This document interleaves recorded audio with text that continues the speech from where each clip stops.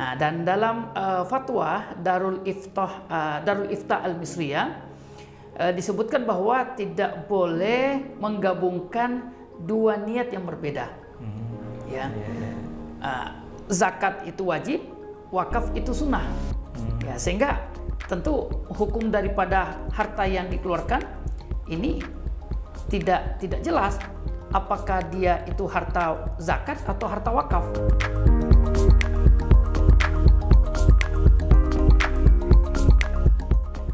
Assalamualaikum warahmatullahi wabarakatuh. Pemirsa Bema TV, kita ketemu lagi dengan saya Melki Satria dan juga tentunya Ustadz Nasbi Arsyad di sini. Dan tentunya kita di segmen Q&A. Boleh teman-teman yang ingin bertanya mengenai zakat infak sedekah silakan ditanyakan di kolom komentar, dan saatnya kita untuk membacakan pertanyaan yang masuk kepada kita, Ustadz. Ya, Ustadz ya. Nah, ini ada yang masuk nih Ustadz dari sosial media kita. Nah, ini berapa persen saya harus bayar zakat, Ustadz? Kalau saya jual rumah, apakah perlu saya zakatkan dananya, Ustadz? Ya, baik. Bismillahirrahmanirrahim. Salatu wassalamu ala Rasulillah wa ba'd. Pemirsa BMH TV yang saya hormati, pada dasarnya penjualan atau pembelian itu tidak dikenai zakat. Oh, gitu. Ya, jadi menjual atau membeli ya mobil, rumah, properti, ya itu tidak dikenai zakat. Ya, tapi hasil dari penjualan atau dana yang dipakai untuk membeli properti itulah yang akan dihitung apakah telah mencapai nisab atau tidak. Sebelum membeli properti misalnya, ternyata dana yang dimiliki sudah mencapai nisab. Ya, misalnya 100 juta. Ya, maka dana 100 juta ini dikenai zakat bukan karena membeli properti, tapi karena memiliki dana sebesar 100 juta yang mencapai nisab. Begitu juga ketika menjual rumah atau menjual kendaraan, ya, lalu kemudian hasil dari penjualan itu ya kemudian mencapai nisab, maka itulah yang dikenai zakat. Tapi tentu saja setelah dikeluarkan dengan biaya-biaya yang wajib seperti biaya notaris, biaya pajak dan lain sebagainya. Jadi biaya bersihnya, Ustadz, ya? Bersihnya. Nah, kalau misalnya setelah penjualan lalu kemudian langsung didistribusikan atau langsung diinvestasikan, maka misalnya dagang gitu ya, hasil dari penjualan rumah lalu dipakai berdagang, maka tetap dihitung antara barang dagangan dengan hasil penjualan yang tersisa. Ketika memang telah mencapai nisabnya. Iya, ini sama juga 2,5%, Ustaz? Iya, betul. Tapi kalau seandainya kita masih punya rumahnya aja, nggak dijual, nggak diapa-apakan, nggak ada zakatnya atau gimana, Ustaz? Kalau rumah itu atau properti itu tidak menghasilkan atau tidak produktif, ya pasif, maka tidak ada zakat. Ya, tidak ada zakat. Ya, karena zakat itu berlaku untuk barang-barang yang produktif. Baik. Siap, Ustaz. Nah, kita masuk ke penanya yang kedua nih, Ustaz. Beliau bertanya, Ustaz, bolehkah dana zakat saya diperuntukkan untuk program wakaf sumur, Ustaz? Jadi saya pengen, karena biasa di lembaga zakat, saya mau bayar zakat dong, tapi zakat saya untuk bangun sumur, boleh nggak gitu, Ustaz? Baik. Dari pertanyaan ini ada dua istilah yang kita miliki, yaitu dana zakat dan wakaf sumur. Nah, di mana keduanya memiliki karakter yang berbeda. Zakat itu wajib, wakaf itu sunnah. Dan dalam fatwa Darul Ifta Al-Misriyah disebutkan bahwa tidak boleh menggabungkan dua niat yang berbeda. Zakat itu wajib, wakaf itu sunnah. Ya, sehingga tentu hukum daripada harta yang dikeluarkan ini tidak jelas apakah dia itu harta zakat atau harta wakaf. Karena statusnya berbeda ya, Ustaz? Ya, statusnya berbeda.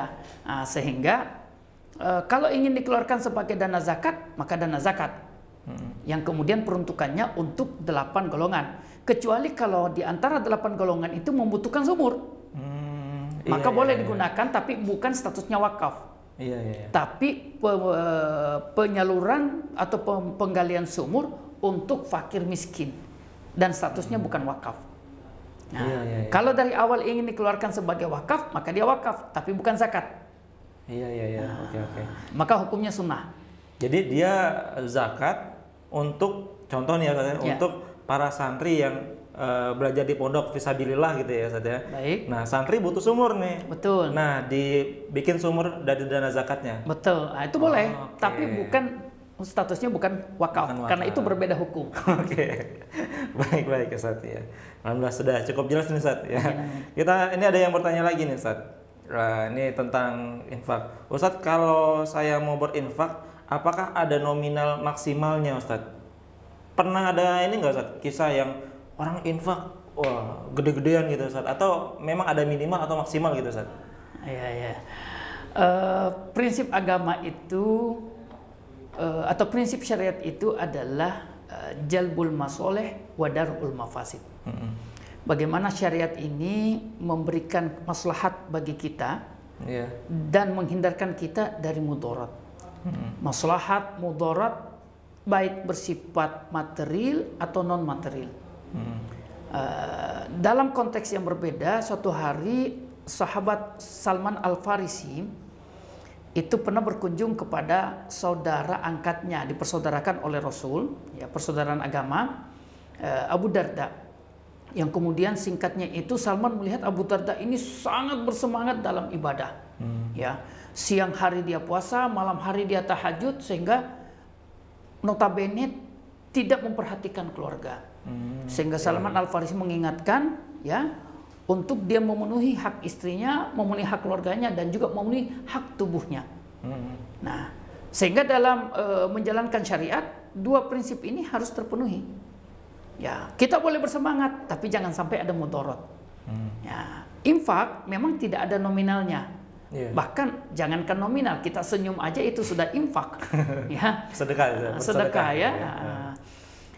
Tapi maksimalnya pun memang tidak disebutkan oleh Nabi. Tapi Nabi hanya membuat batasan-batasan atau kisi-kisinya. Ya, agama ini membuat kisi-kisinya bahwa jangan ada kemudaratan. Nah, bagaimana prinsip kemudaratan itu atau bagaimana kita menimbang kemudaratan itu? Ya kita lihat. Ya kita bisa perhitungkan. Kalau saya infak sekian 1/2 dari harta saya, bagaimana dengan ahli waris saya? Apakah mereka ridho? Apakah mereka legowo? Apakah mereka juga tidak?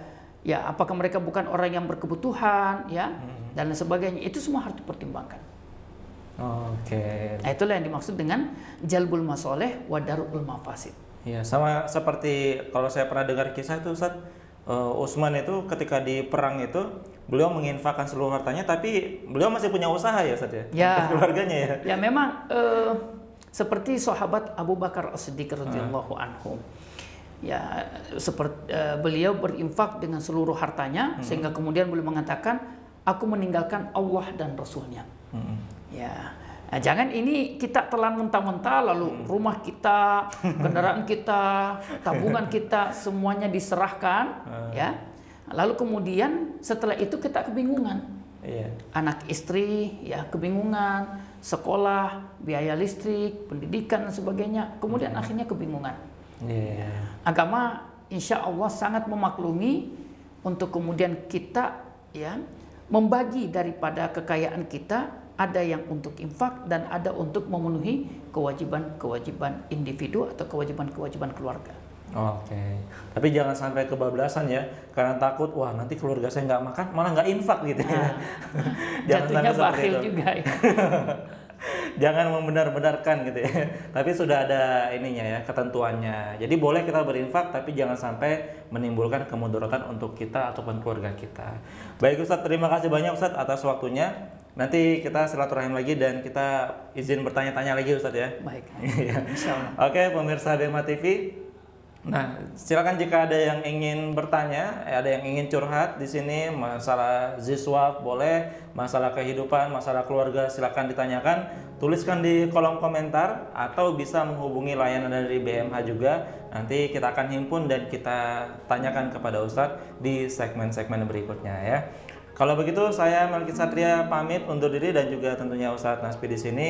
Sampai jumpa di episode berikutnya. Wabillahi taufik wal hidayah. Wassalamualaikum warahmatullahi wabarakatuh.